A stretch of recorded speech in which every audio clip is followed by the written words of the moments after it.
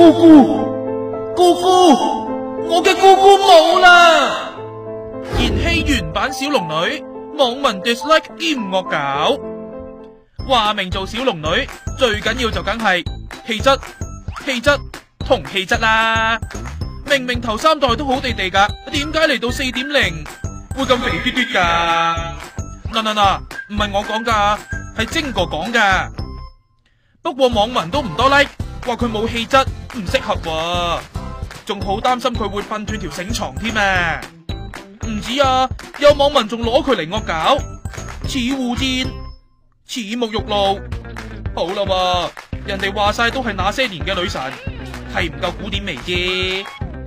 嗱，之前傳過會做小龍女嘅喬恩，前日出席活動都撐噶。